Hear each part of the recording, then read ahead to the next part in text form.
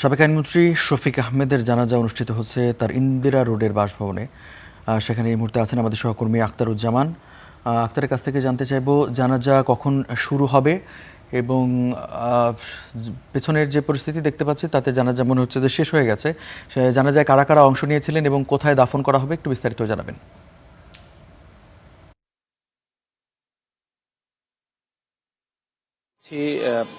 ইন্দিরা রোডের যে মাঠ রয়েছে সেখানে তার নিজ বাসভবনের সামনে মূলত তার প্রথম জানাজা সেটি অনুষ্ঠিত হয়েছে। এখানে মূলত তার পরিবারের এবং তার দীর্ঘদিনের যে সহকর্মীরা তারা এখানে অংশ নিয়েছেন। তবে তিনি যেহেতু আওয়ামী লীগ সরকারের মন্ত্রী ছিলেন, উল্লেখ করার মতো কোনো নেতাকেই আমরা এখানে দেখতে পাইনি। তবে তার পরিবারের যারা সদস্যরা রয়েছেন তারা এই প্রথম জানাজায় অংশ নিয়েছেন।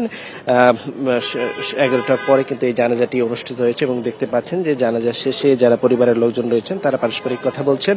দ্বিতীয় জানাজাটি হবে হাইকোর্ট প্রাঙ্গণে এবং এরপরে আজিমপুরে যে কবর রয়েছেন সেখানে তাকে দাফন করা হবে। জানাজার পূর্বে তার যে দুই ছেলে রয়েছেন তাদের একজন এখানে কথা বলেছেন এবং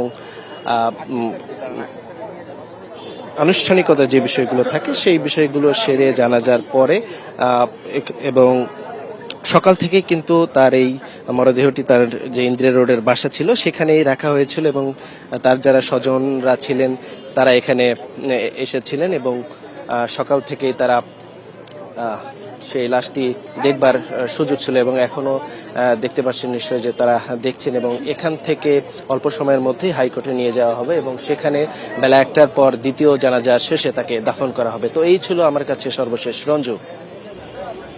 আখতার, আপনাকে ধন্যবাদ।